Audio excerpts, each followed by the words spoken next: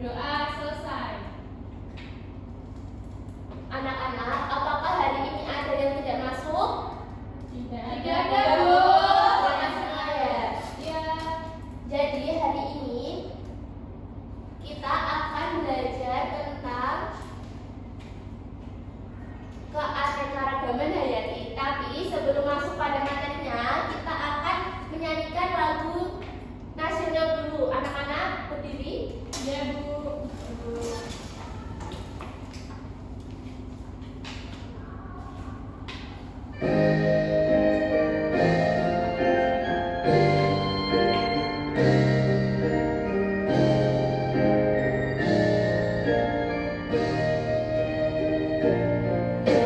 Indonesia tanah air beta, pusaka abadi dan jaya.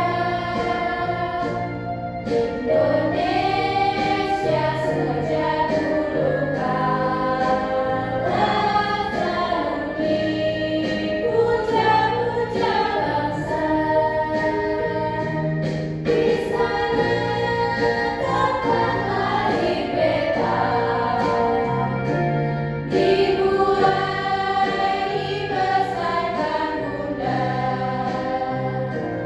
tempat berlindung di hari tua, sampai air menutup mata.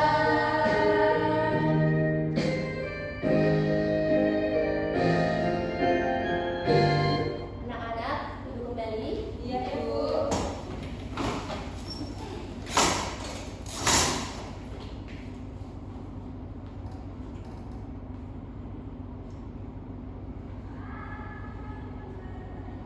Jadi hari ini kita akan mempelajari tentang keanekaragaman hayati.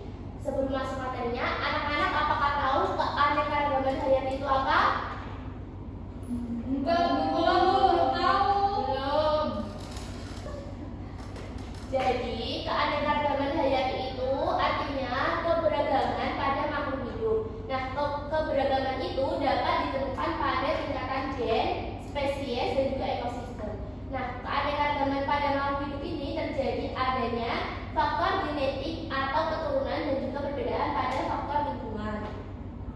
Selanjutnya yaitu tingkatan pada keanekaragaman hayati. Yang pertama yaitu keanekaragaman gen, yang kedua yaitu spesies, dan yang ketiga yaitu ekosistem.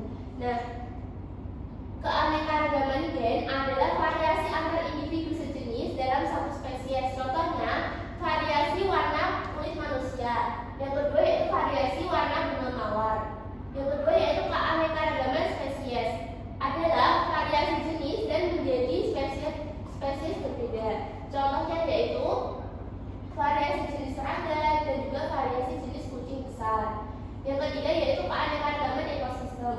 Nah, keanekaragaman ekosistem ini adalah variasi jenis kenampakan alam yang lahir dari interaksi ragam makhluk hidup dan juga lingkungannya. Contohnya yaitu hutan hujan tropis, padang pasir, sabana, dan juga rawa. Selanjutnya yaitu keanekaragaman flora dan juga fauna. Nah, keanekaragaman flora dan fauna di Indonesia ini bisa dibagi menjadi 3 wilayah, yaitu yang pertama wilayah barat atau Asiatis, yang kedua yaitu tengah atau peralihan, dan yang ketiga yaitu timur atau Australis.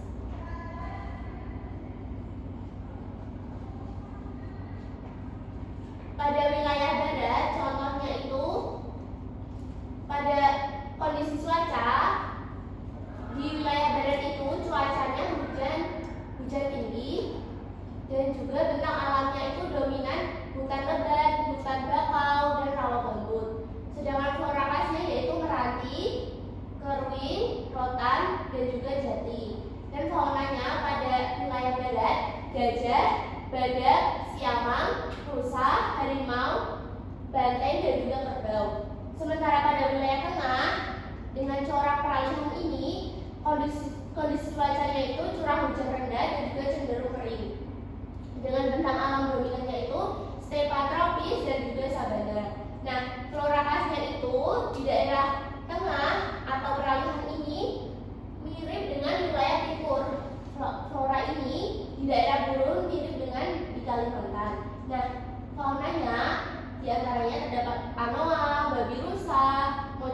Sulawesi, Tarsius, Musang Sulawesi, dan juga Komodo. Pada wilayah timur atau dengan corak australis dengan kondisi cuaca curah hujan tinggi sampai sedang, dengan bentang alam dominan hutan hujan tropis, hutan musim, hutan bakau di daerah pesisir, dengan flora khasnya itu matoa, pohon sagu, cendana, dan juga merbau. Dan fauna khasnya itu kuskus, kangur pohon, walabi, landak irian, oposum layang, cendrawasih, dan juga kasuari. Nah, di sini ibu ada LKPD yang akan dikerjakan secara individu. Nanti kalau anak-anak sudah selesai mengerjakan, anak-anak bisa maju ke depan membacakan hasilnya. Baik, Bu. Ibu beri waktu 5 menit ya. Iya, Bu.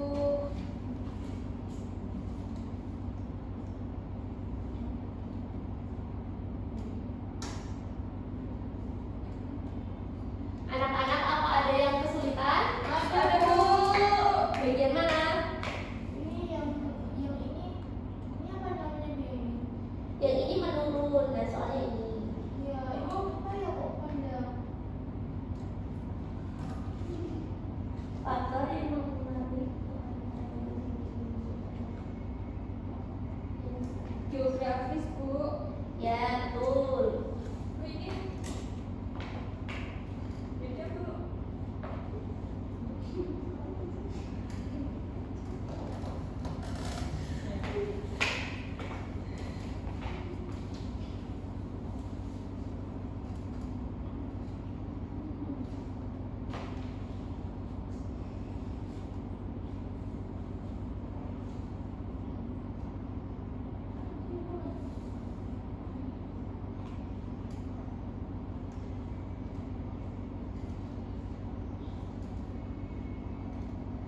Anak-anak apakah sudah?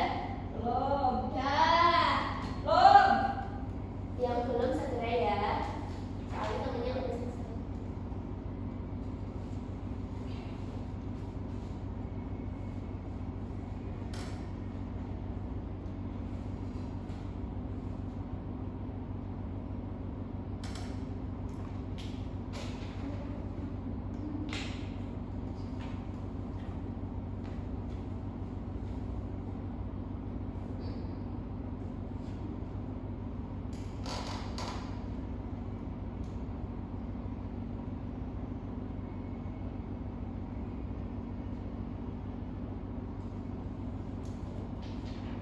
Sudah belum anak-anak?